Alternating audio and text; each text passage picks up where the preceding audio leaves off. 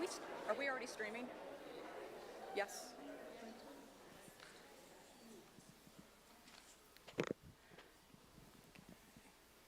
Welcome, friends, colleagues, trustees, and community members. My name is Kara Kostuk, and I serve as the Business and Economics Department Chair, as well as the Professional Studies Division Chair here at Wesleyan College.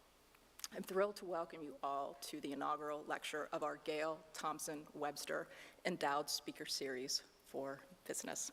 The purpose of the series is to bring distinguished speakers with profound knowledge and expertise in business practices, economics, accounting, and health administration to the college for the purpose of enhancing the educational experience of students who are majoring or minoring in one of these disciplines. Before I introduce tonight's speaker, I would like to acknowledge the many individuals who made this event possible. Gail Thompson Webster-Patterson, class of 1964, who is watching from her home in Naples, Florida. Profuse thanks for your extreme generosity, support of our students, and support of our mission to cultivate future leaders.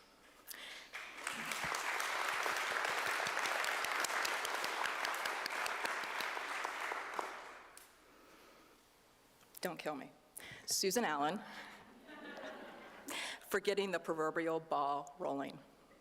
Your diligence, diplomacy, and grace has been instrumental in making tonight possible. Working with you has been a true joy, and I'm so glad that you and your husband, Bill, are able to be here tonight.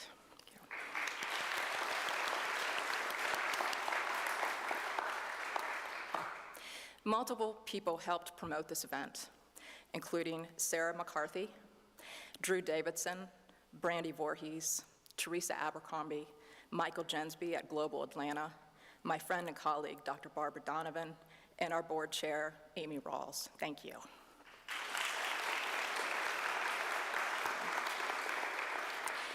Thanks to Hannah Doan and Jan Tedders for their help with logistics and IT.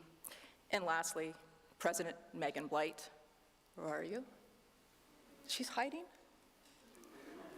Who played an integral role in securing tonight's speaker.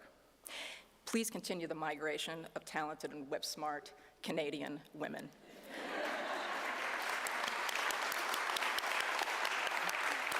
And we really don't blame you for the unusually cold winter, okay? It's just a coincidence, okay? Finally, tonight's speaker.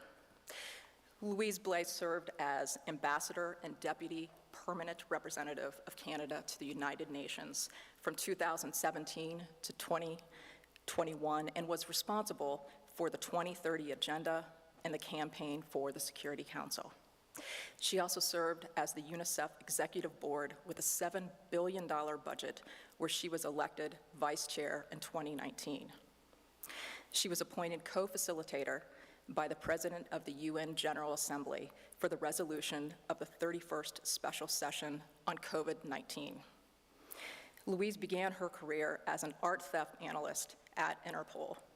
This is fascinating, that's my dream job. I really need to hear more about this. She then served as program manager for the National Archives Development Program before joining the Department of Foreign Affairs in 1992. During her abroad, Louise was first posted to the Washington Embassy, then to Tokyo and Paris. During her 5-year mandate in France, she and the team at the embassy were responsible for preparing the Canadian participation at the G8 Summit in Deauville and the G20 in Cannes. In Ottawa, she held the positions of Director of Public Diplomacy and Executive Director of Human Resources Management with over 2,000 rotational employees around the world. You've done a lot. God. Okay. In 2014, Louise was appointed Consul General in Atlanta, covering North Carolina, South Carolina, Tennessee, Georgia, Alabama, and Mississippi, a region representing over $50 billion in commercial trade with Canada. She temporarily returned to that position in 2021 to help Canada face the protectionist surge in the United States. Louise has served on several boards, including the Helen Hayes Awards in Washington, the Cultural Alliance of Greater Washington, and the Tokyo International Film Festival, as well as the Board of Trustees of the Atlanta Ballet. She's an alumna of the Trans-Atlanta and World Leaders Forum of the BMW Herbert Quant Foundation, where she remains a member of the Responsible Leaders Network, a global network of leaders. I promise I did actually edit this down. She's just done a lot. She's the recipient of numerous awards, including the Distinguished Leadership Award from the Business Council of Alabama.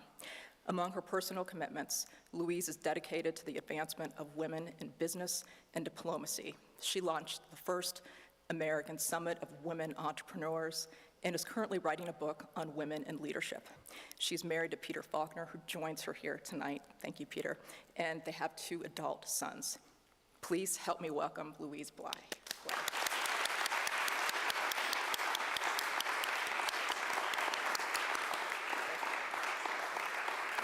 Appreciate you didn't have to say everything. That's half of it. Okay, so just really quick how tonight will run. Louise will speak for about 30 or so minutes, and then we'll open things up for a Q&A. Thank you. I think this works. Perfect. Thank you, Jen. You're the best. Really appreciate it. Nothing like starting a speech when the volume isn't working. I really am so delighted to be with you here this evening. My first thoughts and words have to go to your new president, Megan Blais. I really am so impressed with you, your vision, your dedication, your selflessness, and I know that under your leadership, this incredible college will grow even more, and you'll transform in the process the great city of Macon. And so really,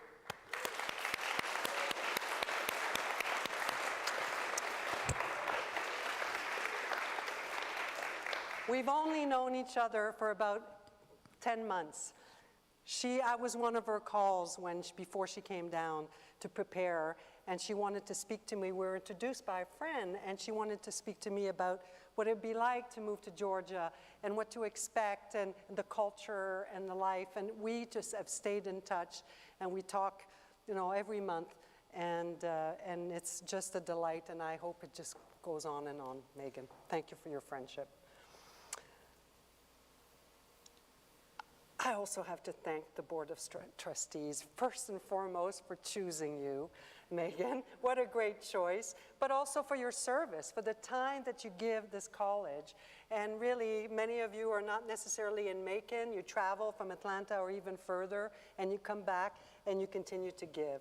So thank you. Thank you for what you do. I also want to thank a friend in the audience, and that friend is Chris Smith.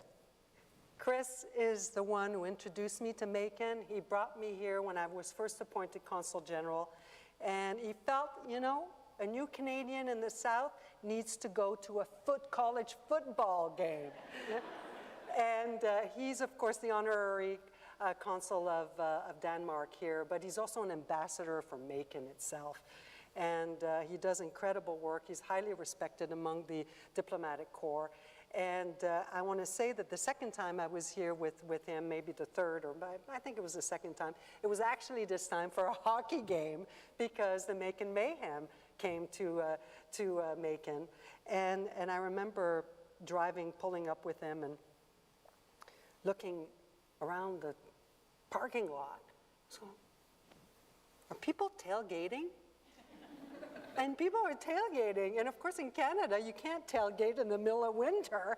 And so I just thought, it's the adaptation of this culture that's so associated with football that blended with hockey. And so Chris, thank you for making me discover Macon. And you're here with your incredible, dazzling mother, and it's so wonderful to have you. Thank you.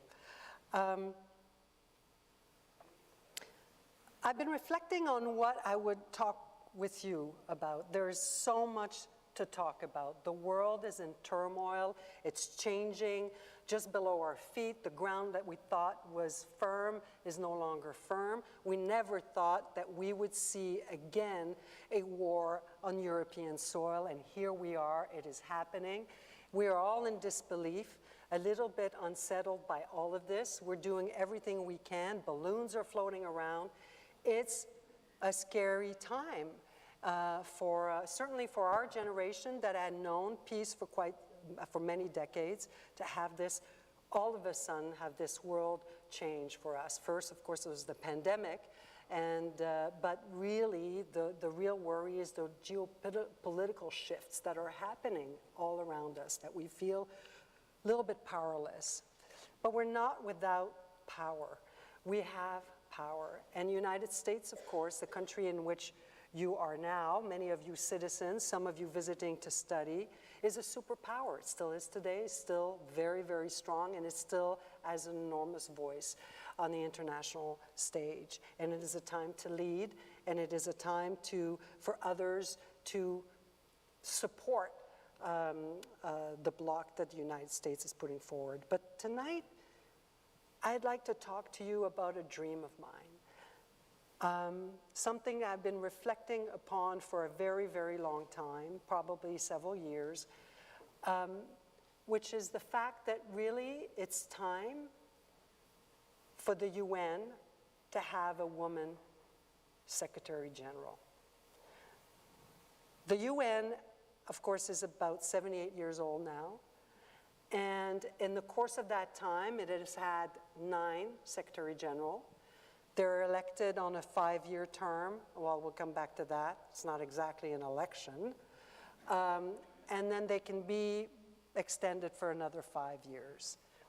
And at any given time, so you've got a 10-year tenure for the Secretary General, because normally you get the extension unless you really messed up. Now, I want to talk about what triggered this and why I wanted to talk about it this evening. It's because it struck me when Jacinda Ardern, the New Zealander Prime Minister, you might have followed, resigned, decided not to seek re-election, and decided to step aside. In fact, I think it has already happened. I think February 6th was the date where she would step down as Prime Minister. I thought to myself, she's the candidate. She is one of the incredible women candidates that could aspire to that position. And so I started drafting this op-ed for the media. I do a lot of commenting on the UN and on economic development and diplomacy. And so she has everything that one requires. The current Secretary General is a former head of government. He was Prime Minister of Portugal. Okay, she's Prime Minister of New Zealand. But above him, what she has is she has captured the world's attention. Many of you probably would find it difficult to name who the Secretary General of the UN is. It didn't used to be this way. The UN Secretary General was a household name, was somebody that we all knew, somebody that galvanized, that embodied the values of the UN. But now is not so much the case. And I'm not trying to say that Jacinda Ardern is known by everyone or loved by everyone, but she has that international notoriety. Part of how she got there was on the international stage is how she reacted to the terrible killings in Christchurch, where she showed empathy and went across cultural boundaries. And she then, in her tenure, was a leader that garnered the admiration of other heads of state. So you're going to go and say, well, that's fine, good enough. But why do I believe it is going to be both incredibly difficult to get a woman in the position of Secretary General, and probably for her even more challenging? That is tied in how the UN functions today. And that's where I'm going to spend a little bit of time to talk to you about. Because if we want to have a woman or a truly effective, independent voice for peace at the head of that organization, we need to fix how that person is selected. Let's talk about that. The UN Charter. The UN Charter is one of the best documents that has been written. I mean, I'm not talking about the American Constitution. Don't get me wrong, I wouldn't compare. But the UN Charter, Eleanor Roosevelt had a say in it, so and the US was really very much involved, is drafted in very simple language you can understand. When you read it, you don't feel like you're reading a legalese document. Anyone can understand the Charter. It's very simply written, and that's its beauty. But it left a lot of things unsaid to be interpreted as time went by. But it stipulates that the Secretary General of the UN be selected by the General Assembly.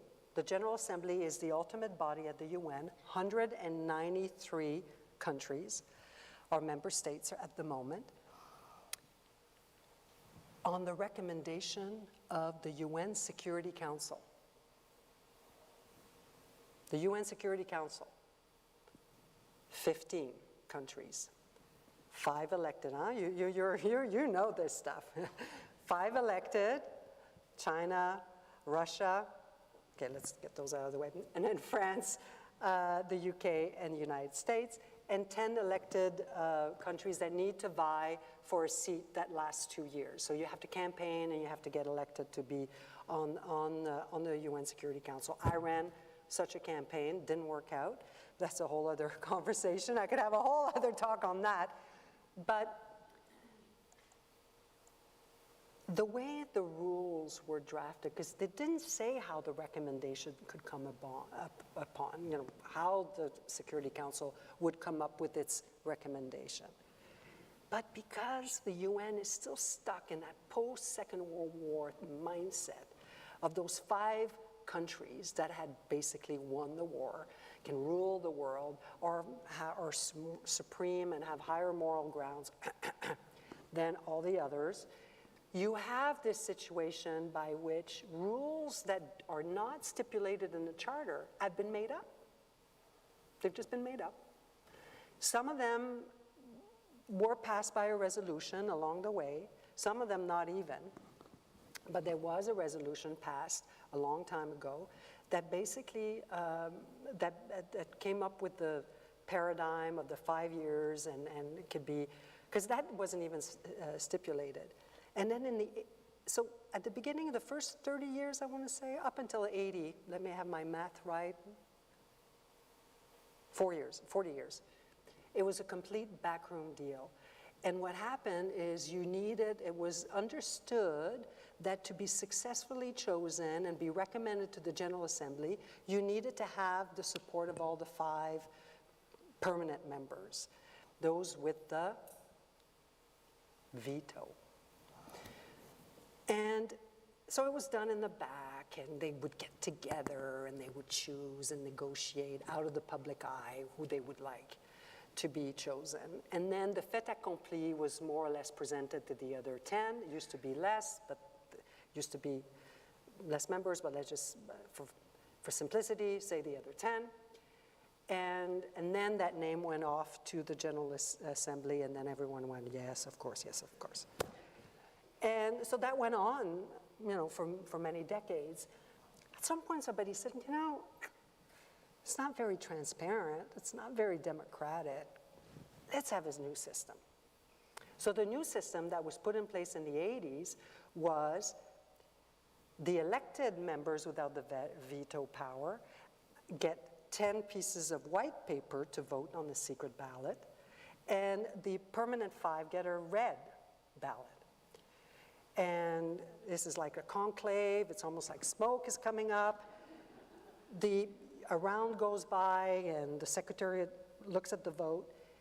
If the candidate has a no vote on a red ballot, bad news. You can hang on and go for another vote and try to hope that whoever that red ballot caster will change their mind. So, you know, you can stay in the game, but that was interpreted like a veto. But the problem with this is nowhere in the charter does it say that the P5 have a veto on this sort of thing. And when you hear and when you see a P5 use, a permanent 5, use their veto, normally, and we saw Russia, the Russian Federation, use their veto of late, it's public. They have to raise their hand. And it goes down in the register, the Russian Federation vetoed this resolution. Then everyone gets mad and everyone gets, and then they have to live with the consequences of having invoked the veto, which is badly seen. Because usually you use the veto when you know that the majority around the Security Council will vote in favor. So otherwise you don't waste a veto. But with the red ballot, you get away with it. No one knows it's you.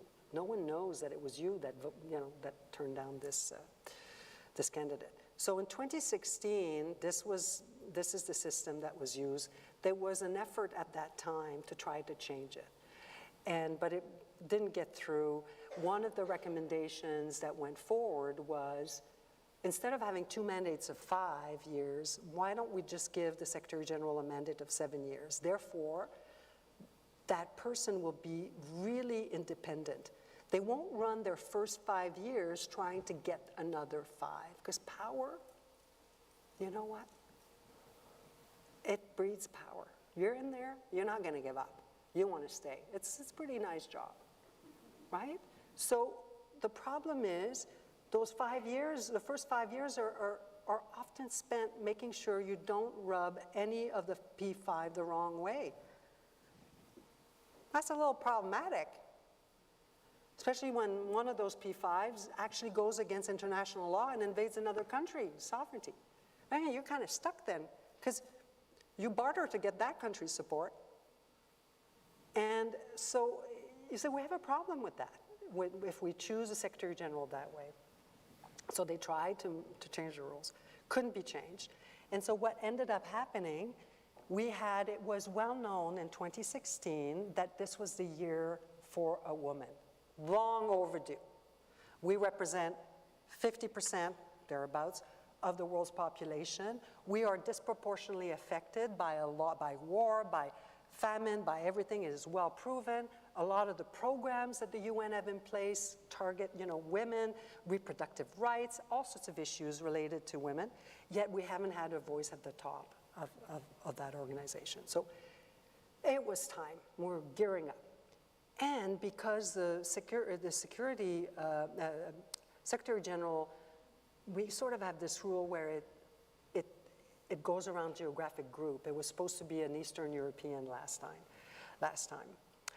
There was plenty of very qualified candidates, women, and there was also Helen Clark. Helen Clark was a former Prime Minister of New Zealand, supremely qualified. She got the red ballot. She got the no. We surmise that it came from China and Russia, but you never really know. But because she was probably going to be a little bit too independent, a little bit too Western, a little bit too, the right values, the values of the UN, mind you, but it didn't please those two countries. So she was blocked, and so were the other women. And in the end, the compromise choice was Antonio Guterres, who is now the Secretary General, who got a second term. Well, he's been criticized, guess what? For being too easy on China, on their human rights abuse. And he went to the Olympics. He was there at the height of the debate on this. And he's been very positive on Belt and Road Initiative, which the US doesn't think is such a great idea. I'm not a big fan. Personally, of how he has used this position. And the other thing that I will say is also, for me, a drawback, is that he has failed at really capturing the attention of a new generation to the UN, understanding the values of it. He's very pro environmental control and and climate change. He's a great advocate, but his effectiveness is affected by the fact that he's not using the modern tools properly. Are you getting double? No, it's okay. So I think we could have done better, but he got a second term. So now I'm back to this issue. What do we do with this system? How do we change the system? In an ossified, let's face it, very conservative-minded environment that the UN still is today, where agreed language is what we always fall back on, and that innovation is difficult to bring in. Well, there are ways. Hi, Jennifer. So good to see you. Oh, I'm so glad you're here. I was looking for you. So we have the General Assembly, the 193 countries is the supreme body of the UN. And it is my hope that over time, over the next little while, especially now that we have this egregious war in Europe, by a P5, that we, the people of the General Assembly, will regain the power that is rightly ours as the body of all nations, and will, in fact, make those kinds of decisions. So how do we do that? It's written in the Charter, a recommendation from the Security Council. It doesn't say a name. The recommendation could be 2 names, 2 vetted names. Some boards do this. Sometimes the search committee will narrow it down to 2 candidates, and then we'll throw it to the general board for final decision. Not all boards, but some do that. That could be done. And then you could have the 2 candidates come and make their case in front of the General Assembly. That's one way. The other one is to say, wait a second, that chapter and article in the UN Charter does not stipulate the use of the veto. And after all, this could be considered a procedural vote for which you cannot use the veto. And therefore, it should be a simple majority of the UN Security Council. So then you'd have a greater chance at being able to have maybe a decision that is not solely based on those P5, because that's a small sample to please and not easy. I mean, by the time you please those P5, which is that's the major stretch, how effective are you going to be? And so that would be another avenue. Nothing prevents us from doing this. It's just the will of the General Assembly of enough countries getting together, passing a resolution, and updating the rules and procedures. Yes, precedent does weigh. It is tough to go against a precedent that has been allowed to exist for a period of time, but it can be done. There just has to be that will. And to me, I just think not only, at the end of the day, it wouldn't matter so much who the Secretary General is chosen, but at least the way in which we got there would be something that the member state could actually say, we've had to say the best person was chosen, and then that person could probably aspire to some level of autonomy and independence that I think is so needed. And yes, in my heart of heart, I really, really wish that would be Jacinda Ardern. I think she would bring a great deal of I think, a vision. I think her empathy or compassion would reach millions. And I think for us women, it would be a major glass shatter to see her in that position. So it could be another woman. I'd be happy, but she's my fervent wish. I'll end here. It was very focused, but I hope that along the way I was able to just talk a little bit about how the UN functions, and there's so much. It was difficult to choose, really, how I would focus my talk. And I am open for questions that have to do with the UN, about foreign policy, or if you have any questions about, what it's like to be a woman out there. Happy to answer those because it's a journey. And there are tricks and things that have helped me make me more effective. And it's been a concerted effort on me to hone those skills. But it's still a man's world out there. And while we can all go back and say, that's terrible, well, no, we can make it better. And each person, each woman at a time, and each man at a time. Thank you all. I'm around, obviously. I'm here on stage, looking forward to your questions.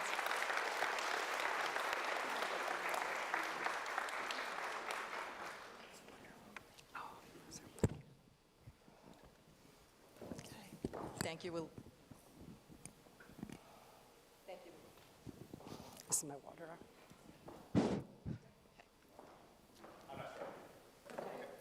Louise, thanks for being with us tonight at Wesleyan. Thanks for making the trip. And thank you for sharing your thoughts about some of the decision-making that you saw in the UN. Certainly frustrating, hard to see innovation there.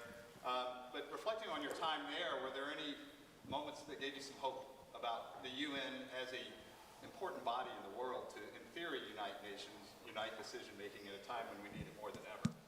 Anything that gave you some hope, too, as well? Oh, thank you so much for that question, Ken. And in fact, there is a lot. And there, I'm going to go back a little bit on what we don't hear enough about, especially in Canada or in the United States, because we are donor countries. If you live in the developing world, you know the UN. It's everywhere. As you see the trucks go by with the sign on it and everything. But we have become a little complacent and not understanding just how fundamentally important the UN system is. And in my role as Vice President of UNICEF, I had a chance to actually travel to the Turkish border with Syria, which has now been devastated by the earthquake. And I know that UNICEF is there now providing aid. But there you really are able to see every single day how the UN works to deliver programs with NGOs, local organizations, to educate, inoculate, provide economic development opportunities, and so on and so forth. We have no idea. In the course of the existence of the UN, hundreds of millions of lives have been either saved or made better.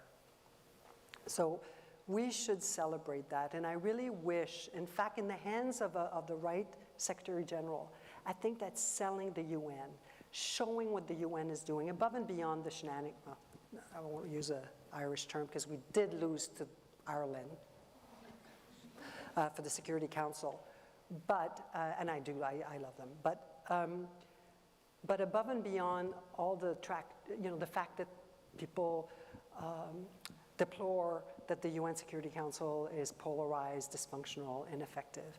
Beyond all of that, there's an army of people delivering aid to refugees and others throughout the system. And I think that is what I took away when I left the UN, is just I really wish we would appreciate that better. And ever since the earthquake, all I've been thinking about is those wonderful people that I met when I was there that I know are trying and working day and night, probably affected themselves because they're based out of Gaziantep, and probably going, to great sacrifice themselves, helping with other organizations. So I think that's what we should focus on a little bit more, and I'm happy you asked the question.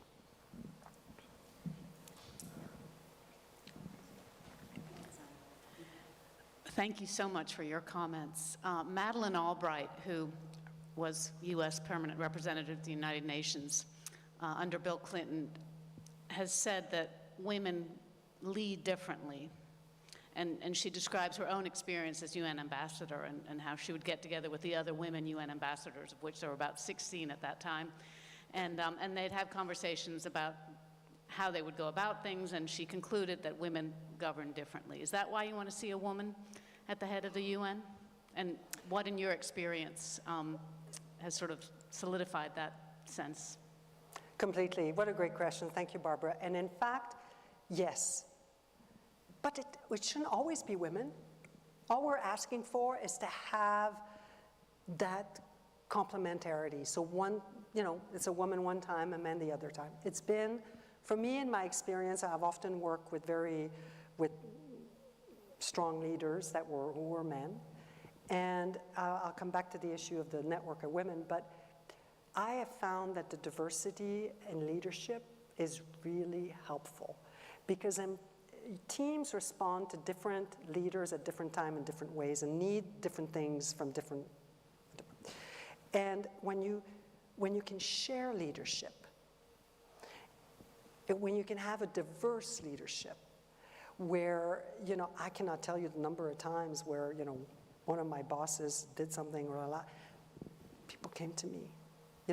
I was second in command to just smooth things over, organize things, make sure that the boat was going the right direction.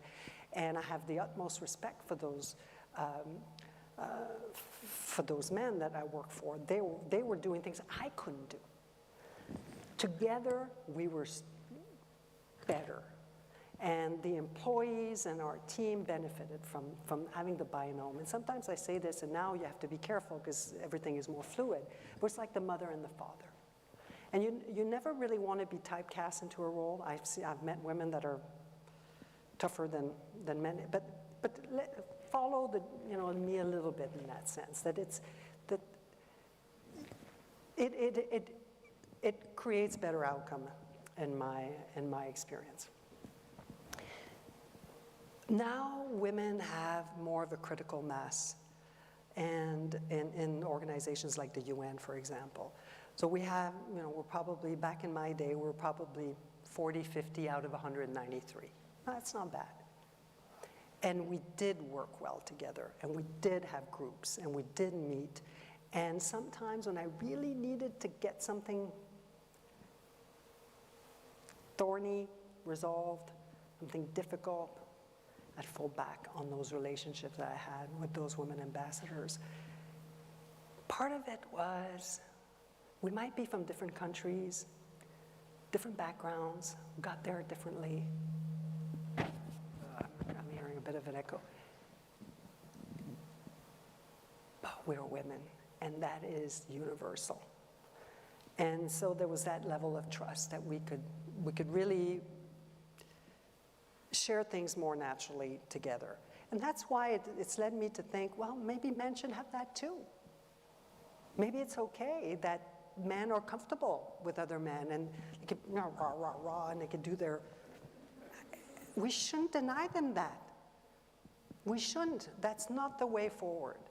But at some point, we have to come together in a space where we respect each other and we try to address the very, very, what's the word, pernicious, unconscious bias that we all have. And you really do see this when you're in a place like the UN. I came there with my own preconception of certain cultures and certain things, to be pleasantly surprised. The way that I think I have pleasantly surprised others, or men or otherwise, think, okay, well, I can, yeah, sure. But we have to meet in the middle. And so I think now you're seeing more heads of state and heads of government that are women, and you can see they have that connection. And I think that's a positive outcome. But we can't only rely on that. It has to be a combination. Hello, my name is Courtney. I'm a History, Politics, Global Affairs major here. I wanted to say thank you. I know you've already gotten 2 thank yous, but it really was amazing to hear this. And I was curious what your opinion is on the veto in general, when it can be used, and just all that power concentrated in those particular countries.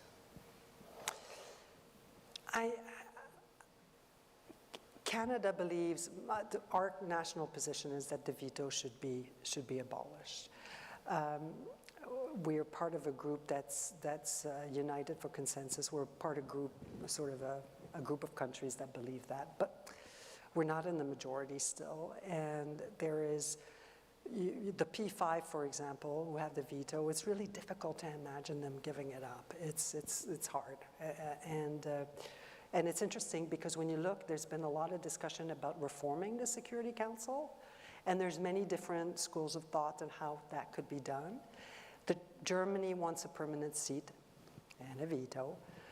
So does Japan.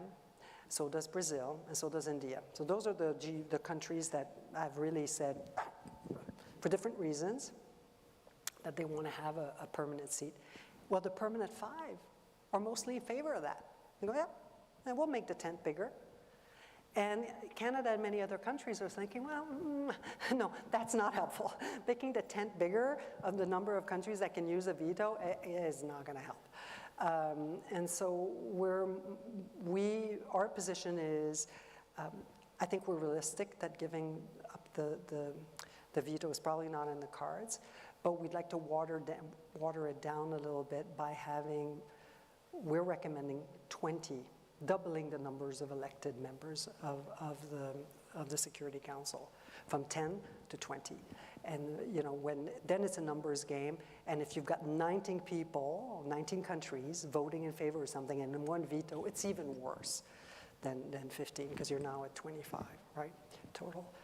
That's our strategy to get there. We're not alone. Many other countries are with us, including Pakistan, who really don't want India to have a permanent seat. But you can just see for every single position, there's an anti-position. So this is why the UN reform has gone nowhere for decades. And if you speak to most really veteran diplomats, no one really has a hope that it's going to change. Which is a little bit why I'm trying to say, well, maybe it doesn't have to. Let's bring back some of that power into the General Assembly. That we can do that by passing resolutions, and we can, for any, it's true that the reason why the veto on the Security Council is so powerful is because only the Security Council has the power to pass binding resolutions. So in other words, the resolution becomes law more or less internationally, and it can be implemented. It can be ignored too, but it can be implemented. Whatever is passed in the General Assembly of the UN is aspirational. It's just words. And and why is that? And we can start to look at that a little bit more. But there's always been this sense that it would be very difficult to use the majority of the world to impose its will on the minority. So that's why you don't have binding resolution in the General Assembly. And I can understand that. But I think you could still have aspirational, whenever, and in fact, something very encouraging, again symbolic, a resolution was passed last fall. It was introduced by Liechtenstein, which basically says that whenever a country uses its veto, one of the P5s in the Security Council, automatically the issue has to be sent back to the General Assembly, where the country must justify or explain their rationale. It's basically, we're going to drag you through the coals and really shame you, and for the world to see, because it has no other power beyond that. But at least it was a step forward. Hey, Liechtenstein, good for you. Small little country, did a big thing. And that's the beauty of the UN. And coming back to the things that are inspiring at the UN is the little countries coming up with the most exciting innovations.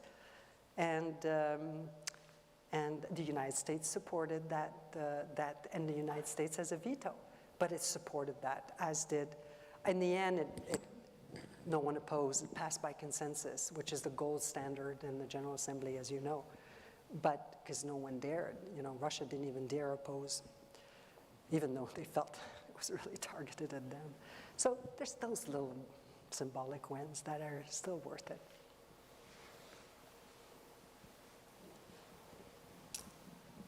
Okay, any final questions or comments?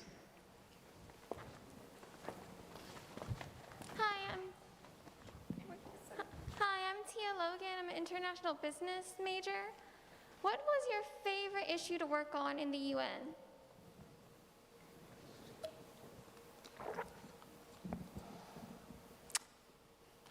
Oh, that's a tough question. It's a good one. and maybe I'll settle because there's so many of them, but I think the issues are just so, they're larger than life. Therefore, for me, it was advancing anything related to girls in particular. So I did that as part of the UNICEF and outside. Canada has been, we have now a feminist foreign policy, feminist development policy, so a lot of our work at the UN is trying to make sure that the UN system operates on segregated data based on gender and making sure that we protect and promote women's rights and access to healthcare and otherwise. So that was my favorite issue, was focusing on girls. And I used to meet a lot of wonderful, wonderful girls from around the world in that process, and seeing them change their own villages and environment. And we had some Indigenous girls that came from Canada that were super inspiring. But I think the project that really taught me, well, the run for the Security Council, and again, maybe you'll invite me back and I can tell you about that. That was an eye-opener and incredibly rewarding and fulfilling, even though we did lose in the end. But the wealth of knowledge and wealth of relationships that I built through that process. But I think co-facilitating that resolution for COVID-19 was probably my favorite activity. And how you have to bring 193 countries together to agree on language, on how we're going to host an event that's impacting everyone. It wasn't easy. And my co-facilitator was the ambassador of Azerbaijan. Couldn't have more different people. And again, I come back to the binôme and that together we got further than any one of us would have on our own, co-facilitating that. And I learned to speak with the Russians about what they didn't want, and with the Americans and otherwise, and trying to find common ground was probably the most challenging thing I ever did. And in the end, we didn't get the gold standard. It didn't pass by consensus, but it was a modalities resolution, so it had a lot of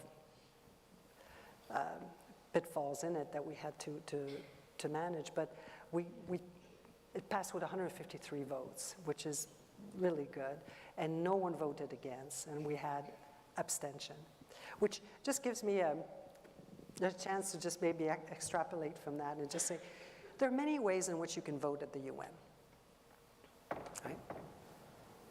Yes, no, what's the other one? Abstain.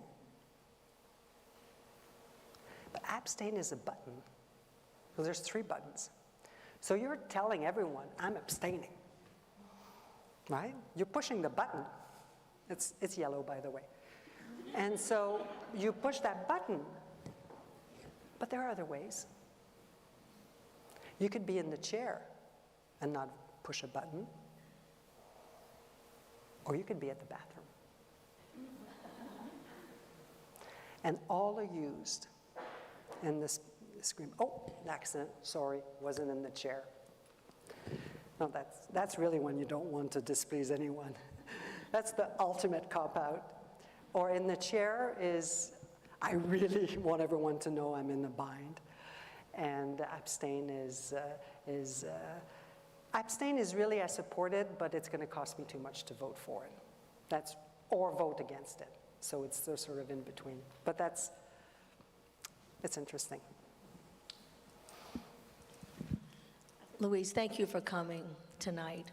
This is going to be kind of a boots on the ground question, and I'm going to ask it on behalf of the Wesleyan students. I believe that the opening line to the United Nations hymn is, "Let there be peace on earth, and let it begin with me." So what advice would you give to these young women born in the 21st century to help them make peace on earth? Whew. Are you ready? Yes. Are you ready? That's a big responsibility. But it won't solve everything.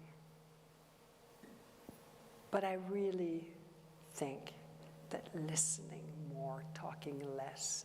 Here I am here, I've been up here talking to you for the past 45 minutes. But really, in my time as a diplomat, the greatest value I had was when I listened and I heard. And what I was able to take back from hearing from some of the most problematic, maybe actors, and interpret where they're coming. Sometimes it's just, there are moments where you can't be taken down the rosy golden path. But really respecting and listening, I think, is something that we can all do. And I think catching ourselves when we are at our most quick to judge, quick to pass comment, quick to deride, that's when we have to catch ourselves. And it can happen in small ways, because peace begins at home, in our cities, on our streets, between countries, and at the UN.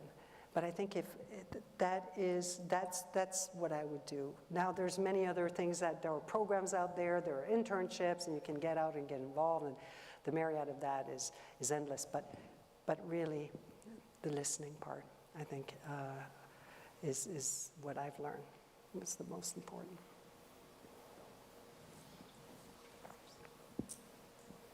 Okay, any final comments or questions? My name is Valentina Blanchard. I am majoring in business administration here at Wesleyan. My question for you is, you mentioned that there is a lack of role models. We don't see a lot of women being president of the U.S. We have never seen that before. Do you think we are too far of making the change of having like a woman being like the president of the U.S. or the UN or like a big organization? Do you think we are too far from that point, or do you think we're getting closer and things are getting better for us? I think we're very close. I think we're there. But I think we have to be conscious, as I was saying with the UN, of the barriers that still exist that need to be addressed. And Nikki Haley, I'm not going to speak politics here. Nikki Haley announced, and you'll hear this, that being a woman is not exactly gonna. It's being discussed as something that's not a plus. I mean, it shouldn't be this way. But we have had as well, and I'll come back to Jacinda Ardern. She made it. She became Prime Minister of New Zealand. But like she is, I don't know what led her to step down. Yes, she was not as popular as she was at the beginning. Yes, she was being criticized, but when did that stop anyone from running again? Doesn't stop men. So that's not a reason enough. And her announcement did not sound like it was based on political calculation.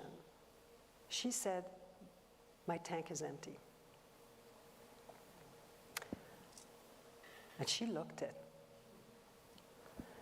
And I think that when you were talking about women lead, women give. We really do give a lot. And the politics and those big jobs are full of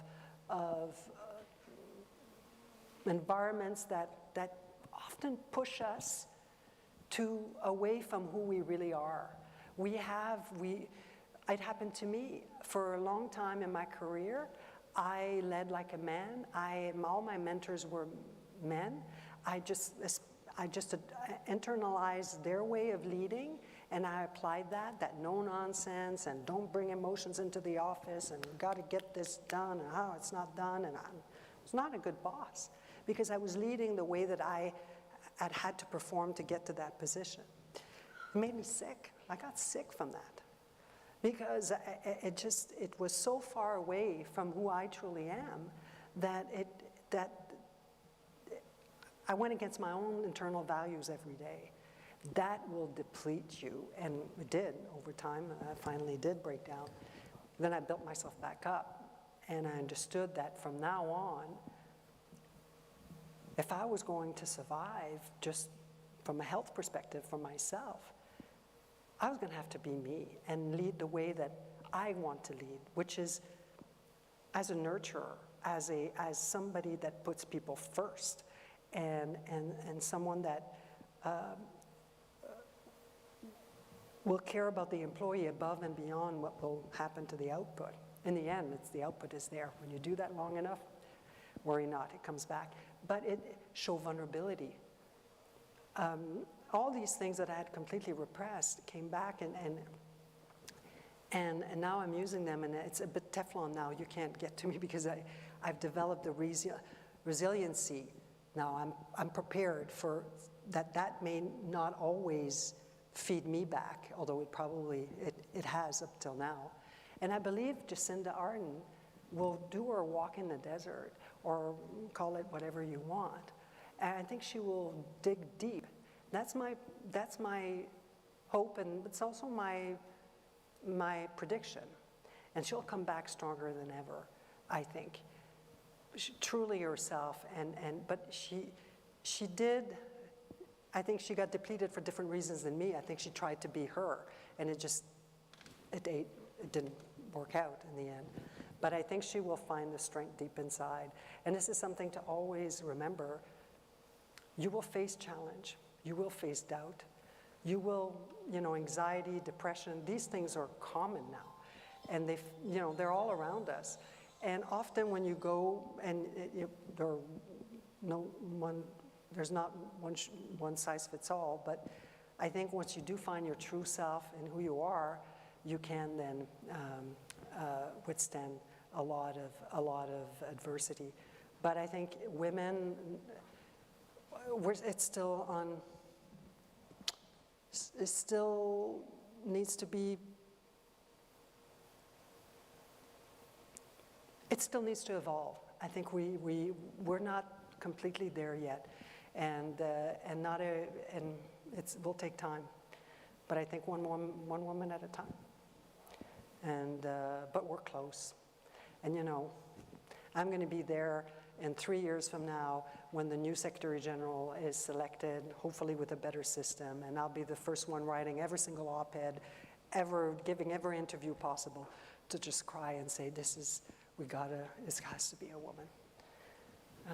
Because imagine that just at some point, you can try to inspire women all you want, but you have to embody that. And it's look at all these women around the world, women in this room, what it would mean to have a Secretary General of the United Nations that is one of us.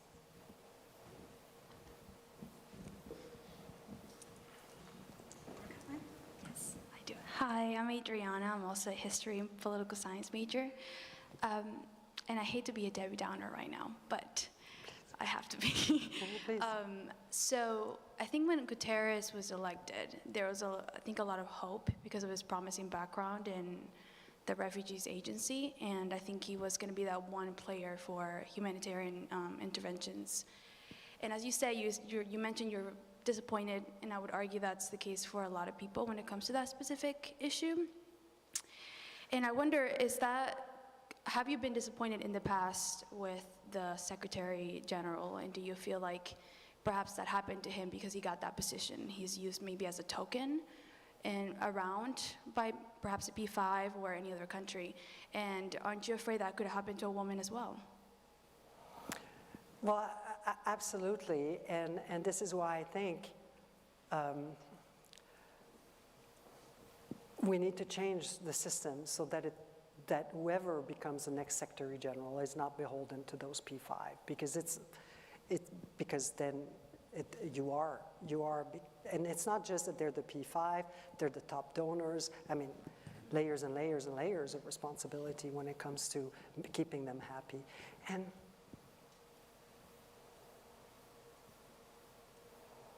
Antonio Guterres, in a way, did one of the things that he did do right is that under President Trump, the UN was not exactly the US government's favorite organization.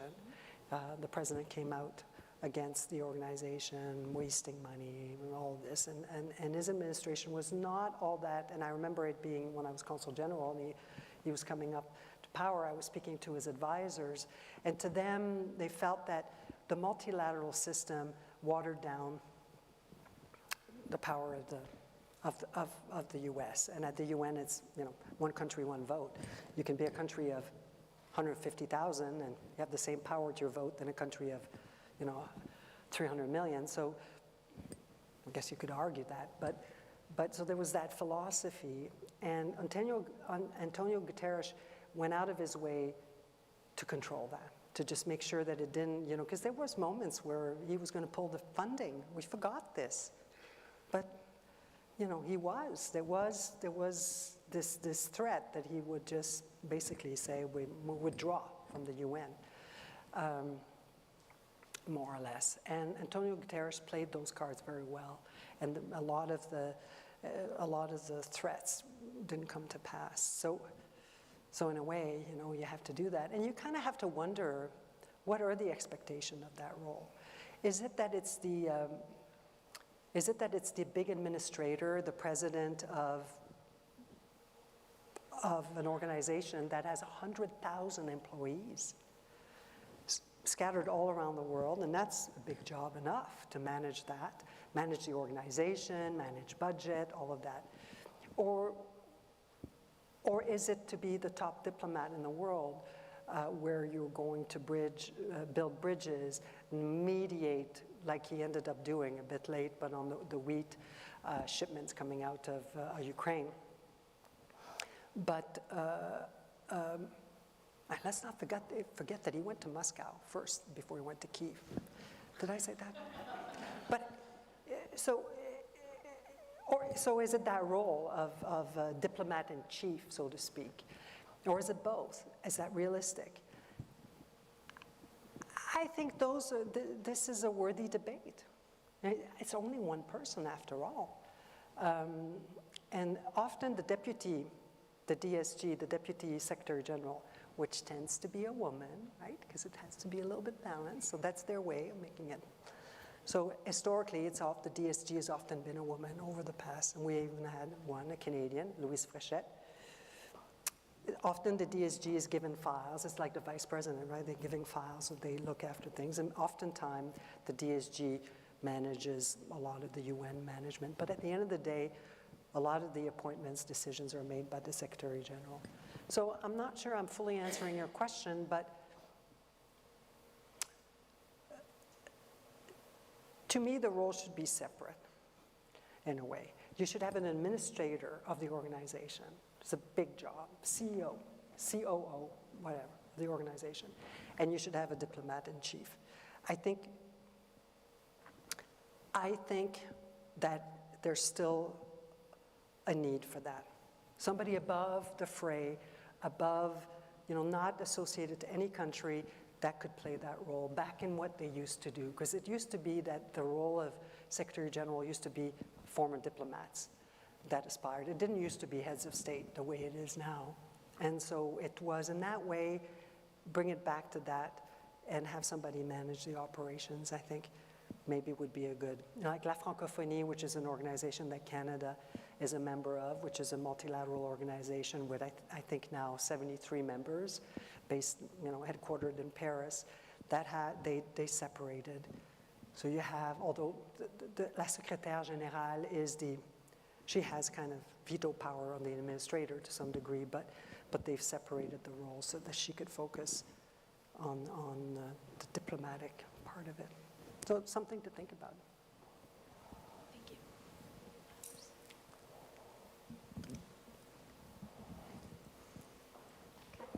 Okay, Louise, thank you again so much. Thank you. Thank you for having us. Fantastic. Are you sure?